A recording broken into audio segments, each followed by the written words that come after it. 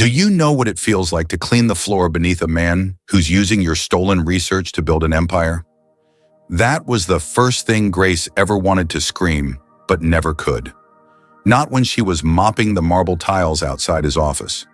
Not when she saw her own words quoted in a press release under someone else's name.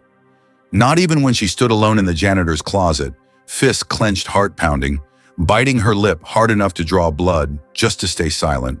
For years, she swallowed it all: humiliation, betrayal, invisibility. They called her a ghost, meek, obedient background noise. But what happens when the ghost decides to speak?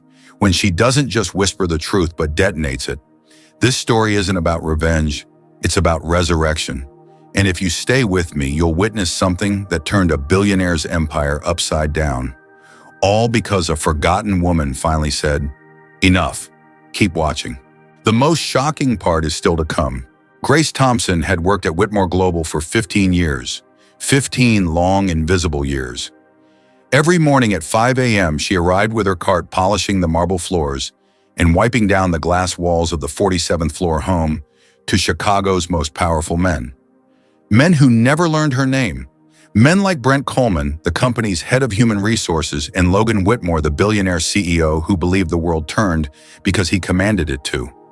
That morning was different. The tension in the air was almost electric. As Grace pushed her cart past the executive boardroom, she heard laughter, a cold, arrogant sound she'd come to associate with Brent. He was inside, pacing like a showman on stage. Through the slightly ajar door, she could hear snippets of his voice. "Today, ladies and gentlemen, we are about to witness the greatest intellectual humiliation of the decade." Grace didn't mean to listen, but something in Brent's voice, sharp, performative, cruel, made her pause. She glanced in just as 5 nervous-looking scholars were ushered into the room. One of them, a tall black man with silver at his temples, clutched a leather notebook to his chest. Another, a woman of Asian descent in a crisp navy suit, adjusted her glasses with a trembling hand. On the center table lay a set of aged papers, yellowed with time, written in strange serpentine characters.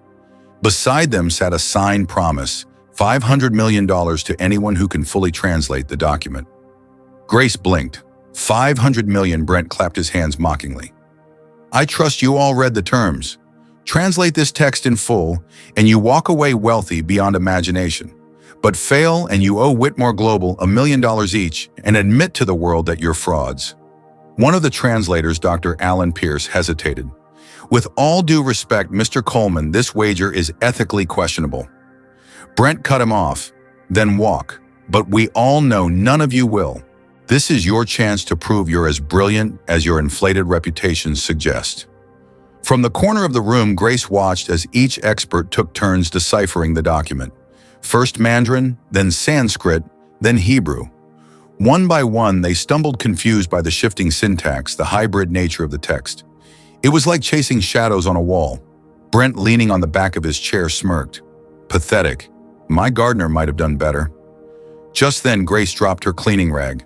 Heads turned. Brent's eyes lit up with something venomous. "Well, well. Grace, since you're already here, why not give it a shot? Come on, it's just a piece of paper." "Or are you afraid?" Grace froze. The room spun. All eyes were on her. Her palms went cold. She could have walked away. No one would have blamed her. But then Brent added, "Let's see if someone who didn't finish high school can do what 5 PhDs couldn't, for entertainment's sake." And that snapped something inside her. Grace stepped forward. Her voice, quiet but steady, cut through the tension. "May I see the document?" Brent chuckled. "Oh, this is going to be delicious." Dr. May Lin, the translator in Navy, glanced at Grace, her gaze softening. "You don't have to. I want to." Grace interrupted gently. She took the paper. For a moment, the room fell silent. Even Brent stopped smirking. Grace's fingers brushed the parchment. Her eyes moved across the lines slowly at first. She inhaled, then opened her mouth and began to speak. The language that flowed from her lips was not modern Mandarin, but classical Tang-era Chinese. Her pronunciation was flawless, her rhythm unbroken. Dr. May Lin dropped her pen. Dr. Alan Pierce stood mouth open. That's impossible." But Grace didn't stop. She shifted mid-paragraph into Arabic Old Poetic Elegant. then Sanskrit laced with Vedic precision, then Hebrew, her tone reverent as if invoking sacred texts, then Persian, then Latin. It wasn't just that she spoke the languages, it was the way she carried them, with understanding, with weight, with soul. By the time she finished the sixth language, the room was silent, not even breath. Brent Coleman's face had drained of all color. Logan Whitmore, who had arrived halfway through, silently standing in the doorway, was gripping the back of a chair, like it was the only thing keeping him upright. And then came the voice that shattered the last doubt. "I know that voice," someone whispered. An elderly man at the back of the room, an old professor who had come merely to observe, stood trembling. "She's not a cleaner. She's Dr. Grace Thompson. She vanished from the University of Edinburgh 20 years ago. She was a legend." Logan blinked as if the words didn't compute. "A legend?" The professor nodded, eyes glassy. "She could read languages no one else could. Wrote the comparative linguistics manual we still use today. And then she disappeared." Grace set the document down with care like it was a living thing. "I didn't disappear," she said softly. "I was erased." The air thickened. Logan finally found his voice. "Who are you?" She turned to face him. "Exactly who you've seen every day for 15 years. The woman who polished your floors while you gave speeches on excellence? The one who emptied your bins while you signed deals worth millions?" She looked around the room. "But I am also someone else. Someone you never saw because you never bothered to look." Brent stammered. She cheated. This is a trick." Dr. Alan Pierce stepped forward. "It's no trick. That was perfect Tang Chinese. Her Sanskrit better than mine. She's the real deal." Logan turned to Grace. "Why now? Why speak today?" Grace's eyes didn't waver. "Because I've been invisible for too long, and because no one deserves to be mocked for trying to use their mind." And with that, she walked out, leaving a room full of PhDs, billionaires, and broken egos in stunned silence. What happened next changed everything. But before we move on, may I ask you something? Do you believe brilliance can ever truly be hidden forever? If this story moved you even a little, I'd be so grateful if you gave it a like and shared it with someone who still believes in unseen heroes.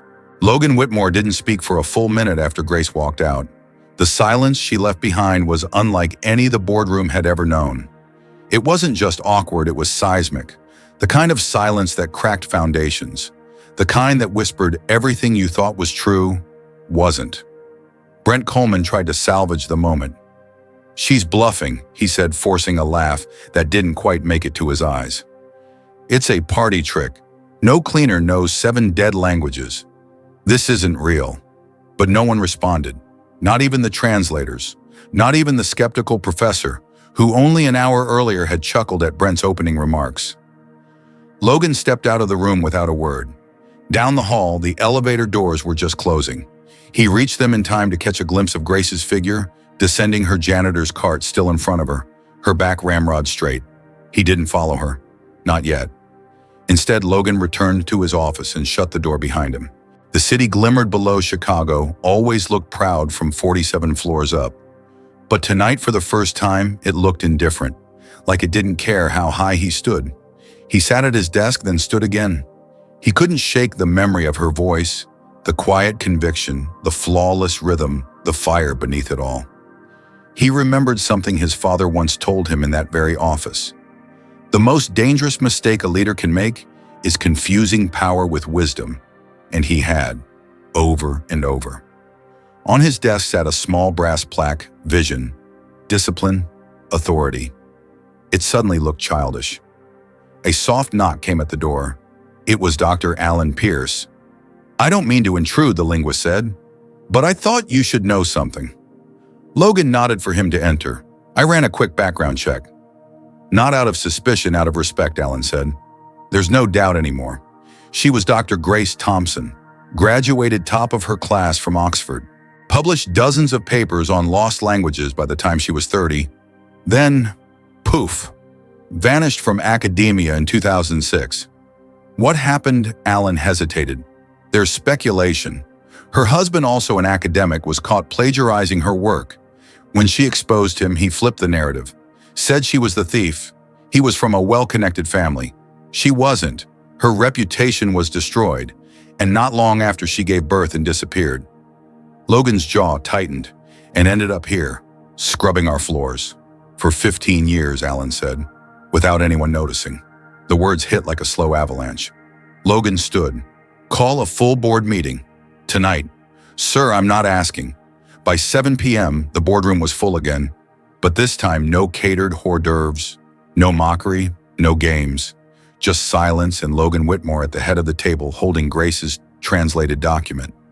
She decoded every word he began, his voice low but steady. She exposed us not just as a company that overlooked talent, but as people who chose arrogance over decency. He turned to Brent. You mocked her, humiliated her. You knew what this was. Brent shifted in his chair. It was supposed to be a demonstration, a celebration of intelligence. No one bothered to think. Logan cut in sharply. The room was still. I let this culture flourish, Logan admitted. I empowered the loudest voices, not the wisest ones. I saw her every day for 15 years and never once asked her name. A few board members averted their eyes. Logan continued, effective immediately. Brent Coleman is suspended. An independent ethics review will follow. Brent's mouth dropped open, but no words came. And one more thing, Logan said, raising his eyes to the group. I'm launching the Grace Thompson Initiative, a full-ride scholarship and research grant program to support women who've been forced out of academia due to systemic bias or personal injustice. Starting with a $10 million fund from my own estate. Murmurs swept the room, shocked disbelief, then slowly respect. After the meeting, Logan went down to the basement. The janitor's locker room was quiet. A soft hum came from the vending machine in the corner. Grace was seated on a wooden bench, changing out of her work shoes. Her uniform still bore the faint scent of bleach and lemon. He approached slowly. I figured you might come, she said without looking up. I owe you more than an apology, he said. Grace sighed. That's not what I'm here for, I know, Logan said. But still, I'm sorry for what we all missed and for how I've led this place. She finally looked up at him, eyes clear. It's not just you, it's the system. People stop seeing the person and only see the position. Cleaner, driver, immigrant, single mom, invisible labels. I'm trying to change that, Logan said, starting today. There was a pause, then she asked, why now? Logan didn't flinch.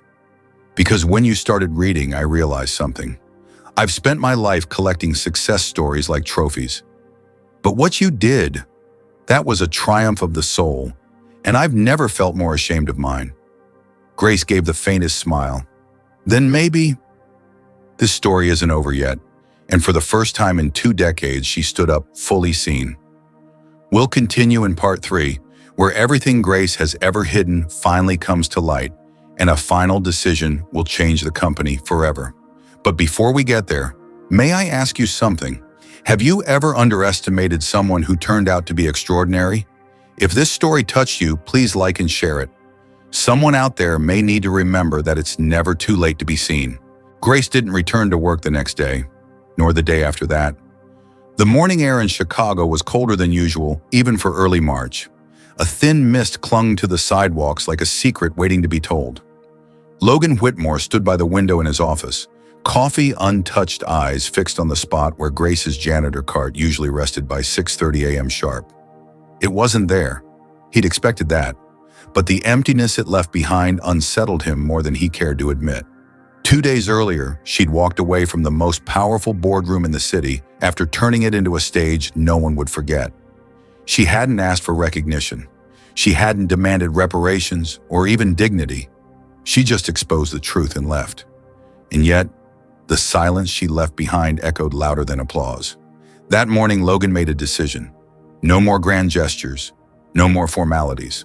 He walked out of the building, called off his meetings, and drove south past city lines, past the polished glass towers of the financial district, until he reached a quiet residential neighborhood lined with modest brick homes. It didn't take long to find her. She was outside a community center helping a group of middle school girls arrange folding chairs into a half circle. Her hair was tied back. No uniform, no mop, just a plain wool sweater, and that calm, unshakable presence she always carried like armor. She saw him before he spoke. "You're not very good at hiding," she said gently. "I'm not here to fix anything," Logan replied. "I came to listen. If you'll let me." Grace considered him. People don't usually follow up after a scandal. They try to spin it or bury it. "I'm trying to be different," he said. The two sat beneath an old elm tree while the girls inside began their debate practice. Grace folded her hands in her lap. "Do you know what it feels like to be brilliant in a room full of people who only see your badge? Not your words, not your mind. Just the fact that you mop floors, I'm beginning to," Logan said. "And I hate how late it is for me to understand." She looked at him long and hard. "I didn't disappear because I was weak.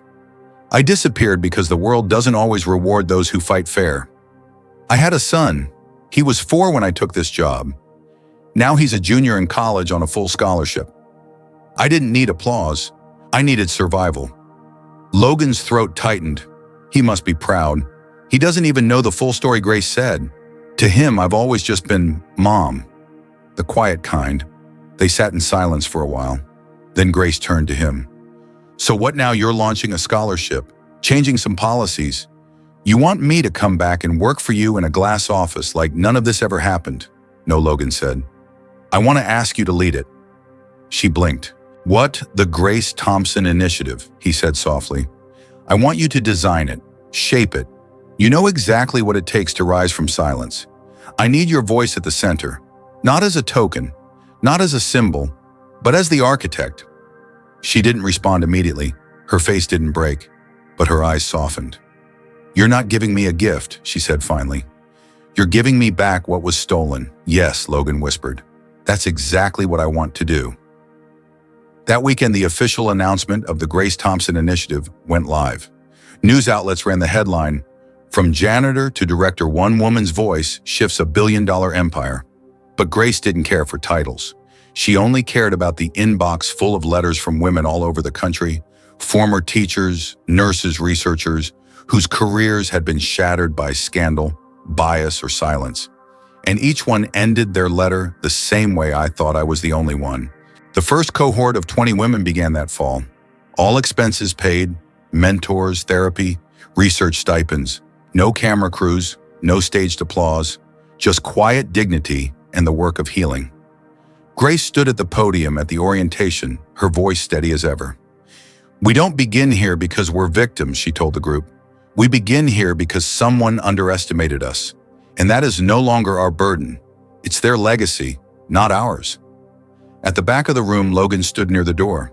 No longer the man who ran everything, but the man who finally understood what it meant to see. That night, Grace returned home and placed an old leather journal on her kitchen table. She hadn't touched it in years. It had once held dreams that felt too fragile to revisit. Now she opened it to a fresh page and began to write. March 17th. Today I started again. Not because I was ready, but because the world finally was. And that was enough. Now I'd love to hear your thoughts. Have you ever judged someone too quickly only to realize they were far more than you assumed? Or have you ever been the one judged unfairly quietly, caring more than anyone knew? What do you think of this story? Comment number 3 if you loved it, number 1 if you didn't feel satisfied, or number 2 if it was just okay. Also tell us, where in the world are you watching from? Don't forget to like, drop a heart, and share this story so more people can be reminded healing begins when we are finally seen.